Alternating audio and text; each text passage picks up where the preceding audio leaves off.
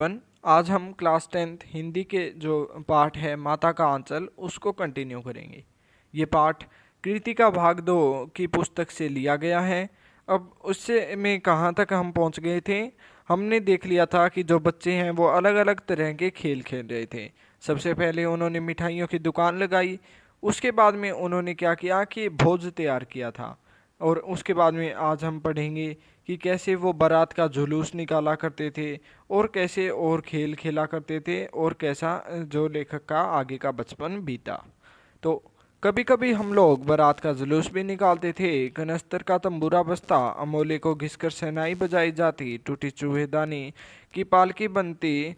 यह समधी बनकर हम समधी बनकर बकरे पर चढ़ लेते और चबूतरे के एक कोने से चलकर बारात दूसरे कोने में जाकर दरवाजे लगती थी। तो अब इसमें क्या बताया गया है कि कभी कभी वो बारात का जुलूस भी निकाला करते थे खेल खेल में। तो जब वो जुलूस निकालते थे बारात का तो कनस्तर का तंबूरा बनाते थे, बजाते थे। कनस्तर क्या होता है कि एक डब्बा कह सकते हैं हम या फिर कोई पीपा कह सकते हैं जिसे बजाया जाता। उसी के साथ में अमोले को घिसकर शहनाई बजाई जाती थी। अमोला क्या होता है, किसी आम जो आम का पौधा होता है, छोटा पौधा होता है, उसे हम अमोला कहते हैं। तो अमोले को घिसकर वो शहनाई बजाते और टूटी जो चूहेदानी होती थी उसे पालकी बना लेते दुल्हन की। इसके बाद में जो बच्चे थे कुछ समधी लड़के वालों की ओर से बन जाते, कुछ लड़की वालों की ओर से।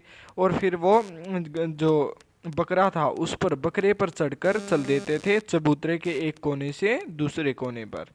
अब वहाँ काठ की पटरियों से घिरे गोबर से लिपे आम और केले की टहनियों से सजाए हुए छोटे आंगन में कुलिये का कलसा रखा रहता था। वहीं पहुंचकर बारात फिर लौट आती थी। अब इसके बाद में जब वो दूसरे कोने में पहुंचते हैं तो उसके बारे में बताया गया है कि वहाँ पर क्या था कि काठ की पटरियों से घिरा हुआ, गोबर से लिपे हुए और आम और केले की टहनियों से सजाए हुए आंगन होते थे। और वहाँ पर आंगन में क्या था कि कुलिये का कलसा रखा था। कुलिये क्या होते हैं, मिट्टी के बर्तन। कलसा क्या होता है, कोई कलश या फिर लोटा कह सकते हैं हम। तो यहाँ पे मिट्टी का लोटा रखा रहता था वहाँ पर। उसके बाद में वहीं पर पहुंचकर क्या होता कि बारात रुकती थी। उसके बाद में लौटने के समय खटोली पर लाल ओहर डालकर उसमें दुल्हन को चढ़ा लिया जाता था।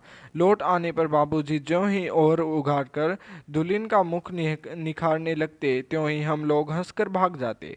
अब इसके बाद में क्या होता कि जब वो शादी का पूरा नाटक करने के बाद में वापस आने लगते तो उसमें क्या करते कि एक खटोली पे लाल ओवर, यानी कि ओवर होता है पर्दा, किसी चीज़ को छिपाने के लिए कोई पर्दा डालते हैं हम।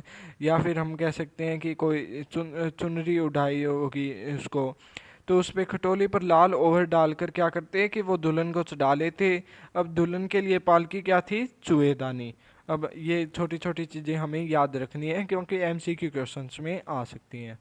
उसके बाद में दुल्हन को चढ़ा लेते हैं और जैसे ही वो लौट आते तो उसके जो भोलानाथ के पिता थे वो क्या करते कि वो उस पर्दे को उघाड़ कर देखते थे दुल्हन का मुख। अब जैसे वो ऐसा करते वो उनके साथ खेलते हुए ऐसा करते थे, उनको हंसाने के लिए करते थे। और जैसे ही वो मुख देखते तो क्या होता कि सारे बच्चे हंसकर वहाँ से भाग जाते थे।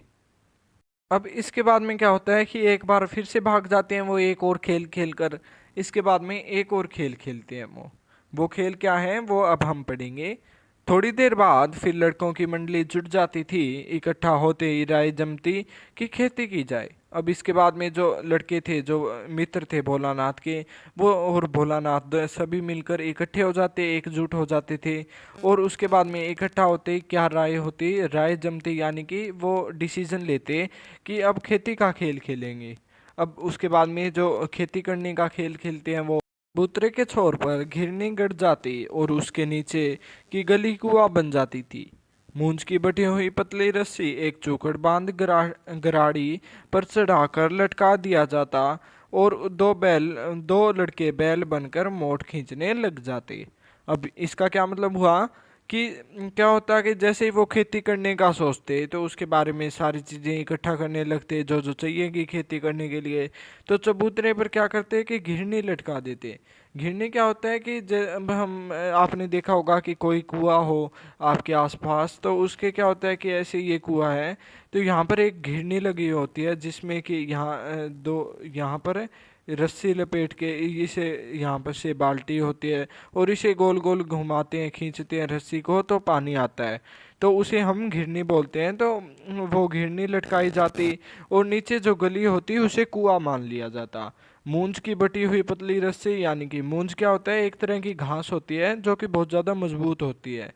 तो उस मूंज की जो घास होती है उससे एक रस्सी बढ़ते थे और उसी के बाद से चुकड़ बांध गराठी गराड़ी पर चढ़ाकर, यानी कि अब उसके बाद में चौकड़ बांध देते, जैसे कि बाल्टी बांधते हैं हम, तो वो क्या करते हैं कि वो वहाँ पर कप बांध देते थे, क्योंकि वो खेल खेल रहे थे केवल। तो इनको क्या था कि कोई छोटी चीज़ की ज़रूरत थी जो पानी निकालने के लिए हो, तो यहाँ पर वो कप, चाय का जो कप होता है उसे बांध देते थे और फिर गराड़ी पर चढ़ाकर लटका दिया जाता था। और उसके बाद में जहाँ से जो रस्सी से बांधते हैं ना, उसमें पानी निकालने के लिए, अभी मैंने घिरनी बताया था, तो घिरनी में जगह होती है एक जिस जहाँ पर रस्सी डाली जाती है, तो उसे हम कहते हैं गिराड़ी, गराड़ी। उसके बाद में क्या होता कि दो जो लड़के थे वो बैल बन जाते और मोट खींचने लगते।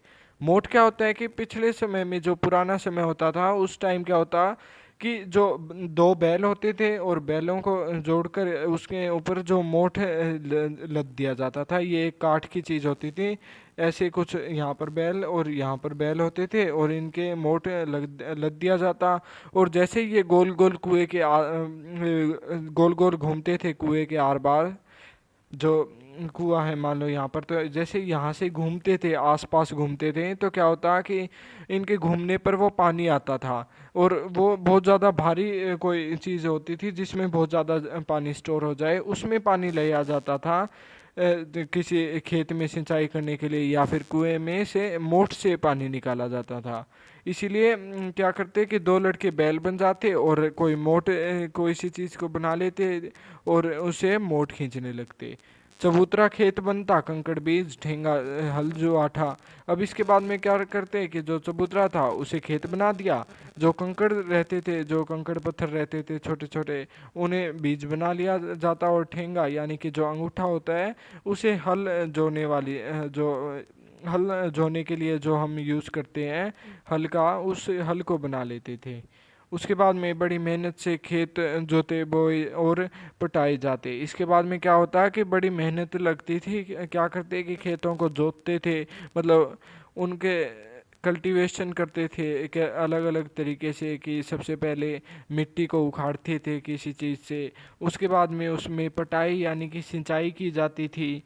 फसल तैयार होते देर न लगती और हम हाथों हाथ फसल काट लेते, काटते समय गाते थे। उसके बाद में उनके, ये तो खेल रहे थे, तो क्या होता कि फसल तैयार होते भी देर नहीं लगती और ये हाथों हाथ ही फसल को काट लेते और उसी टाइम में एक गाना गाते थे। अब क्या गाते, ऊंच नीच की बई कियारी, जो उपजी सो बई हमारी। अब इसके बाद में कि ऊंच नीच की कियारी और जो उपजे वो सब कुछ हमारा, इसमें ऐसे एक गाना गाते थे ये। फसल को एक जगह रखकर उसे पैरों के से रौंद डालते थे, कसौरे का सूप बनाकर ओसते और मिट्टी के दिए के तराजू पर तौलकर राशि तैयार कर देते थे। इसी बीच बाबूजी आकर पूछ बैठते, इस साल की खेती कैसी रही भोलानाथ। अब क्या कह रहे हैं कि कसौरे का सूप बनाकर ओसते, यानी कि कसौरा होता है एक मिट्टी का बर्तन, उसमें जो जितने भी उनकी फसल होते हैं सूप बनाकर ओसते का अर्थ है कि जो मिट्टी का बर्तन होता है उसमें अपने सारा जो दाने होते हैं, उनके जो फसल होती है उनको डाल देते और क्या करते कि मिट्टी के दिए को तराजू बनाकर, तराजू मानकर उससे तौलते और राशि तैयार करते कि कितने पैसे की फसल हुई है इस बार। उसके बाद में उसके जो भोलानाथ के पिता थे वो उसके पास आते, उनके खेलने के लिए, उनको हंसाने के लिए, फिर से वो पूछ लेते कि इस साल की खेती कैसी रही है भोलानाथ। उसके बाद में बस फिर क्या, हम लोग ज्यों का त्यों खेत खलियान छोड़कर हंसते हुए भाग जाते, कैसी मौज की खेती थी। अब इसमें क्या कह रहे हैं कि उसके बाद में जो भोलानाथ था और उसके दोस्त थे सब कुछ छोड़कर वहाँ से भाग जाते एकदम शर्मा कर, और कहता है कि कितने मौज की वो खेती थी, कितना अच्छा समय था वो। उसके बाद में ऐसे ऐसे नाटक हम लोग बराबर खेला करते थे। बटोही भी कुछ देर ठिठक कर हम लोगों को के तमाशे देख लेते थे। अब उसके बाद में बटोई कौन होते हैं, जो वहाँ के राहगीर थे, आसपास से गुजरने वाले लोग थे, या फिर वहाँ के नेबरहुड के जो लोग थे, वो भी उनको थोड़ी देर देखकर हंस लेते थे और उसके बाद में वहाँ से गुजर जाते थे। और वो बताते हैं कि ऐसे ऐसे नाटक तो हम बहुत बार किया करते थे। जब कभी हम लोग ददरी में के मेले में जाने वाले आदमियों का झुंड देख पाते, तब कूद कूद कर चिल्लाने लगते। अब वहाँ पर क्या होता है कि जब वो ददरी के मेले में जाने वाले लोगों को देखते, झुंड को देखते, तो वो कूद कूद कर चिल्लाने लगते। क्या चिल्लाते? चलो भाइयों, ददरी सूत पिसान की मोटरी, अगर अगर किसी दूल्हे के आगे आगे जाती हुई ओहा ओहारदार पालकी देख पाते, तब खूब जोर से चिल्लाने लगते। जैसे वो मेले में चिल्लाते कि चलो भाइयों ददरी सतु पिसान की मोटरी, उसके बाद में जब वो किसी दूल्हे के जो बारात जा रही है उसे देखते, तो जो पर्दे के अंदर पालकी के अंदर जो दुल्हन होती है, उस पालकी को देखकर वो क्या चिल्लाते कि रहरी में रहरी पुरान रहरी, डोला के कन्हैया हमार मेहरी। अब वो ये लाइन का यूज़ करते कि रहरी में रहरी पुरान रहरी, डोला में कन्हैया हमार मेरी। इसी पर एक बूढ़े वर ने हम लोगों को बड़ी दूर तक खदेड़ कर ढेलों से मारा था। अब इसके बाद में जब वो ऐसे चिढ़ाते थे, जो दूल्हे थे उनको ऐसे जो ये गाने गाते थे चिल्ला चिल्ला कर, जब दूल्हे की पालकी जाते हुए देखते, तो इसमें क्या होता कि एक बूढ़ा वर था, वो चिढ़ गया बहुत ज़्यादा और इनके पीछे लग गया था और इनको पत्थरों से मारने लग गया था, मतलब कि पत्थर फेंकने लग गया था इनकी ओर। उस खसूट खबीस की सूरत आज तक हमें याद है कि उस बुरे व्यक्ति की जो सूरत थी, जो शक्ल थी, वो हमें आज तक याद है। हम नहीं भूले हैं उनकी शक्ल को। न जाने किस ससुर ने वैसा जमाई ढूंढ निकाला था, कि न जाने किसने वैसा जमाई ढूंढ निकाला था। वैसा घोड़मुआ आदमी हमने कभी नहीं देखा। अब वो कहते हैं कि वैसा घोड़मुआ यानी कि घोड़े जैसे मुंह वाला आदमी हमने आज तक नहीं देखा था। उसके बाद में आम की फसल में कभी कभी खूब आंधी आती है। आंधी के कुछ देर निकल जाने पर हम लोग बाग की ओर दौड़ पड़ते थे, जहाँ चुन चुन कर गुले गुले गोपी आम चावते थे। अब इसके बाद में क्या है कि वो बताते हैं कि आम की जब फसल बोते हैं तो उसमें कई बार खूब आंधी आती है, बहुत ज़्यादा आंधी आती है। तो आंधी आने के बाद में वो क्या करते हैं कि बागों में चले जाते, दौड़ कर चले जाते और चुन चुन कर वहाँ से अच्छे अच्छे आम खाते थे। उसके बाद में क्या हुआ कि एक दिन की बात है, आंधी आई और पट पड़ गई। इसके बाद में क्या हुआ कि एक दिन आंधी आई और पट पड़ गई का क्या अर्थ है कि ज़ोर ज़ोर से बारिश आने लग गई थी, मौसम बिल्कुल ख़राब हो गया था। आकाश काले बादलों से ढक गया। अब आकाश क्या था कि काले बादलों से ढक गया था, मेघ गरजने लग गए थे, यानी कि बादल गरजने लगे, बिजली कौंधने और ठंडी हवाएं सनसनाने लगी, पेड़ झूमने और ज़मीन चूमने लगे। हम लोग चिल्ला उठे। अब इसके बाद में क्या हुआ कि उस दिन बहुत ज़्यादा मौसम ख़राब हो गया था, कि बिजली भी चमकने लग गई थी, ठंडी हवाएं, बहुत ज़ोर से हवाएं आने लग गई थी।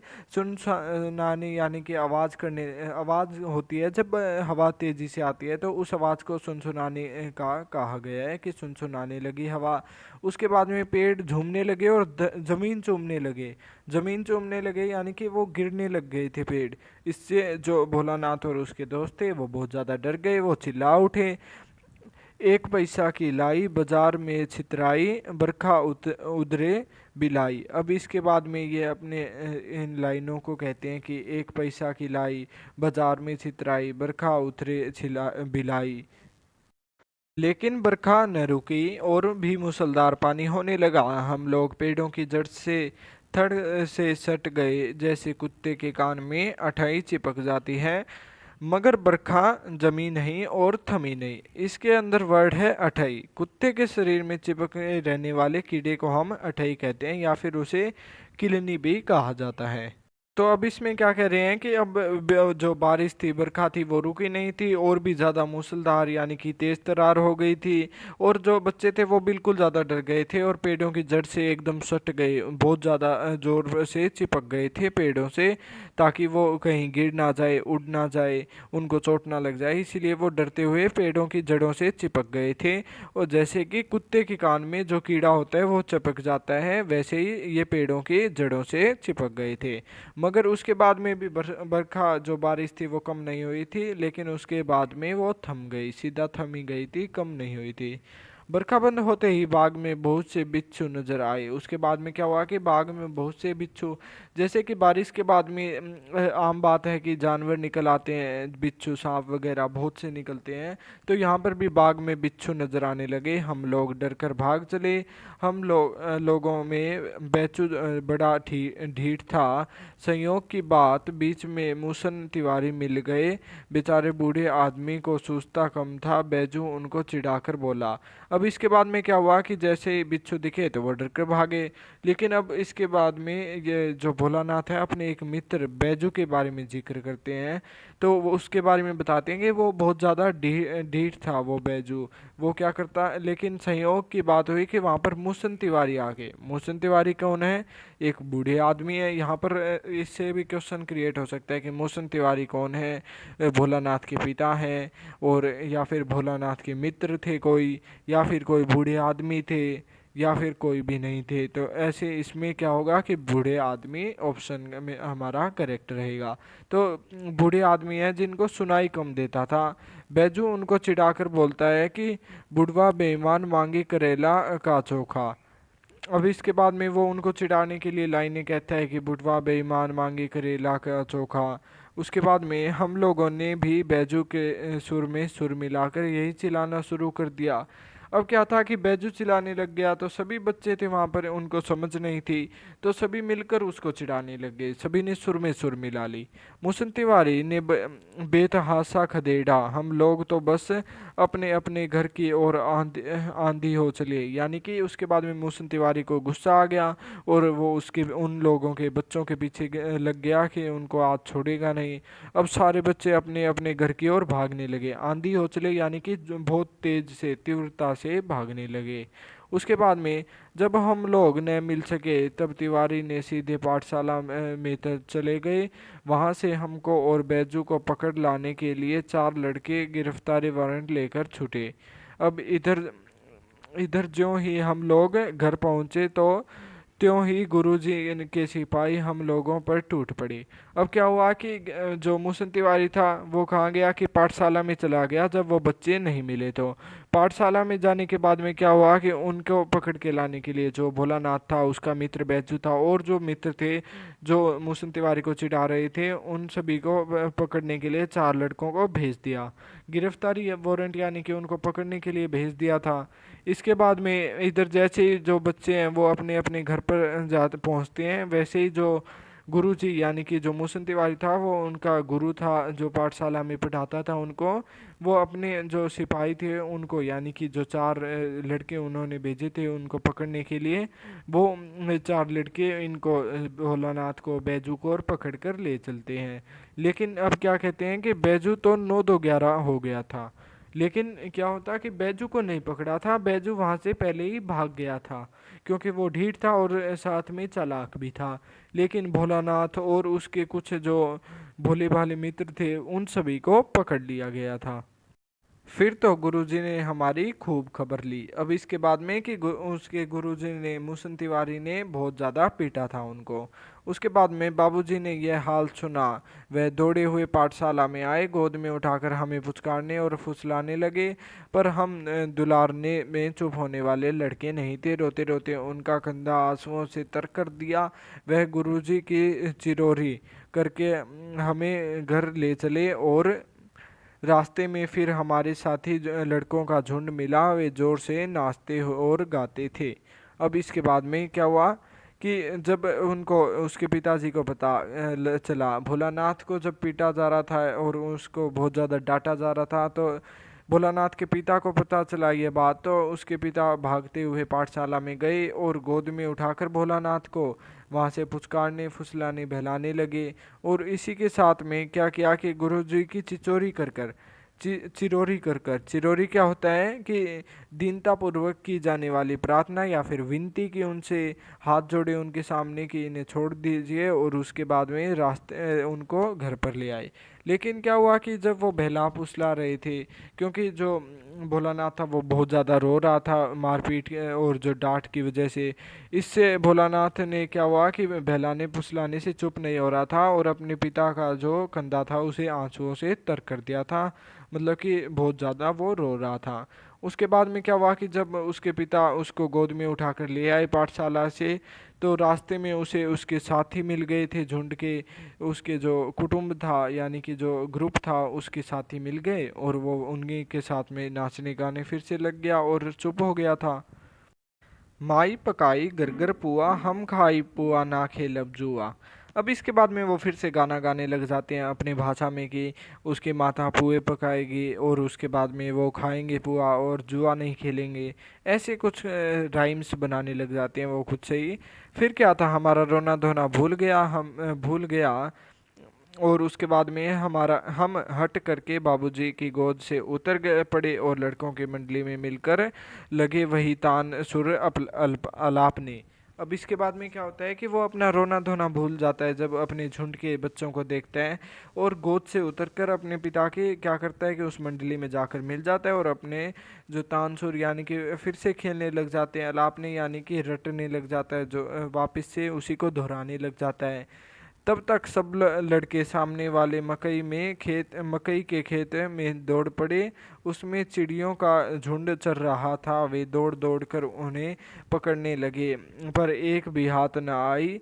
हम खेत में से अलग ही खड़े होकर गा रहे थे। अब इसके बाद में क्या हुआ कि उनके लड़कों का झुंड में से कुछ लड़के क्या करते हैं कि भागकर मक्की के खेत में चले जाते हैं चिड़ियों को पकड़ने के लिए, लेकिन चिड़िया उनके हाथ में नहीं आती। बच्चे इधर से उधर पकड़ने के लिए भागते हैं, लेकिन एक भी चिड़िया हाथ में नहीं आती। और उस टाइम भोलानाथ क्या है कि वहाँ पर गाते रहते हैं, बाहर खड़े ही गा रहे थे। राम जी की चिरई राम जी का खेत, खा लो चिरई भर लो पेट। अब वो ऐसे गाना गा रहे थे कि राम जी की चिरई राम जी का खेत, खा लो चिरई भर लो पेट। फिर से वो अपनी राइम्स बनाने लग गए थे। उसके बाद में हमसे कुछ दूर बाबू और हमारे गांव के कई आदमी खड़े होकर तमाशा देख रहे थे और यह कहकर हंसते कि चिड़िया की जान जाए लड़कों का खिलौना, सचमुच लड़के और बंदर पराई पीर नहीं समझते। अब इसके बाद में क्या है कि और कुछ आदमी थे और जो भोलानाथ के पिता थे वो सभी उनको देख रहे थे, उनका तमाशा देख रहे थे कि कैसे बच्चे खेल रहे थे। और उसके बाद में वो क्या कहते हैं कि चाहे चिड़िया की जान जाए, लेकिन ये लड़के इन चिड़िया को अपना खिलौना बना रखा है, इनको इनका पीछा नहीं छोड़ेंगे। और उसके बाद में कहते हैं कि सचमुच लड़के और बंदर पराई पीर नहीं समझते, कि जो लड़के होते हैं और जो बंदर होते हैं वो किसी दूसरे का दुख दर्द नहीं समझते। ऐसे फिर वो जो आदमी खड़े देख रहे होते हैं और जो भोलानाथ के पिता के साथ में जो आदमी उन्हें देख रहे होते हैं वो कहते हैं। उसके बाद में एक टीले पर जाकर हम लोग चूहे के बिल में पानी उलीचने लगे। नीचे से ऊपर पानी फेंकना था। हम सब थक गए और तब तक गणेश जी के चूहे की रक्षा के लिए शिव जी का सांप निकल आया। रोते चिल्लाते हम लोग बेतहाशा भाग चले। कोई औंधा गिरा, कोई अंटा चिट, किसी का सिर फूटा, किसी के दांत टूटे, सभी गिरते पड़ते भागे। हमारी सारी देह लहूलुहान हो गई, पैरों के तलवे कांटे से छलनी हो गई। अब इसके बाद में क्या होता है कि वो एक टीले पर जाते हैं और वहाँ पर चूहे के बिल में पानी डालते हैं। चूहे के बिल में पानी डालते वक्त क्या होता है कि वो ऊपर ले जाते हैं पानी को, नीचे से उठा कर ले जाते हैं उस टीले पर और उसमें पानी डालते हैं, तो इसमें वो थक जाते हैं। और इतने में वो क्या कहते हैं कि गणेश जी के चूहे के लिए रक्षा के लिए, गणेश जी के चूहे की रक्षा के लिए शिव जी का सांप निकल आता है। यानी कि जो चूहे का बिल था उसमें से सांप निकल आता है, उसमें सांप था। और उसे इन्होंने क्या था कि चूहे को निकालने के लिए पानी डाला था चूहे के बिल में। तो सांप जैसे निकल आता है बच्चे डर जाते हैं सभी और रोते चिल्लाते हुए बहुत तेजी से भागते हैं, कोई सीधा गिरता है, कोई उल्टा गिरता है, किसी का सर फूटता है, किसी के दांत टूटते हैं, और गिरते पड़ते क्या करते हैं कि वो सभी लहूलुहान हो गए, यानी कि उनको चोटें लग गई थी। उसी के बाद में उनके पैरों के जो तलवे थे उनमें कांटे बहुत ज़्यादा चुभ गए थे, जिससे कि खून आने लग गया था उनके पैरों में। हम एक सुर से दौड़े हुए आए, घर में घुस गए। उस समय बाबूजी भी बैठक के ओसरे में बैठकर हुक्का गुड़गुड़ा रहे थे। उन्होंने हमें बहुत पुकारा, पर उनकी अनसुनी कर कर दौड़ते हुए मैया के पास ही चले गए, जाकर उसी की गोद में शरण ली। अब इसके बाद में क्या है कि जब उनको डर लगता है, वो सांप से डर कर भागते हैं और इनको चोट लग जाती है, तो वो एक सुर में बहुत तेज़ी से भागते हैं, और भागते ही अपने घर में घुसकर क्या करते हैं कि भोलानाथ के पिता भी वहीं पर थे, ओसरे में बैठकर। ओसरे का अर्थ क्या होता है? ओसरा होता है बरामदा, यानी कि जो आंगन होता है उसे हम ओसरा कहते हैं। तो ओसरे में बैठकर हुक्का गुड़गुड़ा रहे थे, और उसी के बाद में उन्होंने बहुत ज़्यादा पुकारा कि क्या हो गया, मेरे को बताओ, इधर आओ। लेकिन जो भोलानाथ था वो उसके अपने पिता के पास ना जाकर सीधा अपनी माँ के पास गया और उसी की गोद में शरण ली। मैया चावल अमनिया कर रही थी। हम उसी के आंचल में छिप गए। हमें डर से कांपते देखकर वह जोर से रो पड़ी और सब काम छोड़ बैठी। अधीर होकर हमारे भय का कारण पूछने लगी। हम कभी हमें अंग भरकर दबाती और कभी हमारे अंगों को अपने आंचल से पोंछकर हमें चूम लेती। बड़े संकट में पड़ गई। अब इसके बाद में क्या है कि मैया चावल अमनिया कर रही थी। अमनिया का क्या अर्थ होता है कि साफ कर रही थी। जो उसकी माता थी वो चावल साफ कर रही थी, और उसके बाद में क्या होता है कि तभी वो जैसे ही रोता हुआ उसे देखती है, डरा हुआ देखती है, तो उसकी माता भी डर जाती है और रोने लग जाती है उसे भोलानाथ को कांपते हुए देखकर। उसके बाद में वो सारा काम छोड़कर उसकी माता क्या होती है कि अधीर होकर, मतलब कि बेचैनी से पूछती है कि क्या कारण है, तुम क्यों रो रही हो, और उसके अंगों को दबाती है और उसको अपने आंचल के नीचे छिपा लेती है। आंचल से उसका मुंह पहुंचती है, उसे चूमती है, और फिर वो बड़े संकट में पड़ गई थी कि उसे बहुत ज़्यादा भय हो रहा था कि ये इतना डरा हुआ क्यों है। झटपट हल्दी पीसकर हमारे गांव पर थोपी गई। घर में कोहराम मच गया। हम केवल धीमे सुर से सा सा सा कहते हुए मैया के आंचल में लुके चले जाते थे। अब इसके बाद में क्या हुआ कि झटपट से हल्दी पीसकर उनके घावों पर लगाई गई, और घर में कोहराम मच गया था, मतलब कि अफरा तफरी मच गई थी। और उसके बाद से पूछा जाता कि क्या हुआ, तो वो और कुछ ज़्यादा नहीं बोलते, लेकिन सा सा करते हुए वापस से अपनी माता के आंचल में छिप जाते। सारा शरीर थर थर कांप रहा था, रोंगटे खड़े हो गए थे। हम आंखें खोलना चाहते थे पर वह खुलती न थी। अब क्या हुआ कि वो डर से सारा शरीर कांपने लग गया था उनका, और रोंगटे खड़े हो गए थे। वो आंखें चाहकर भी नहीं खोल पा रहे थे। हमारे कांपते हुए होठों को मैया बार बार निहार कर रोती और बड़े लाड से हमें गले लगा लेती। उसके बाद में उनके कांपते हुए होठों को देखकर उसकी जो माँ थी भोलानाथ की, वो उसे देखती, रोती और उसी के साथ में बड़े ही लाड से उसे अपने गले लगा लेती। इसी समय बाबूजी दौड़े आए। आकर झट हमें मैया की गोद से अपनी गोद में लेने लगे, पर हमने मैया के आंचल की प्रेम और शांति के चंदोए की छाया न छोड़ी। अब इसके बाद में उसके जो पिता है वो भी बहुत ज़्यादा चिंतित थे। वो भाग कर आए उसके पास और उसे अपनी गोद में लेने लग गए।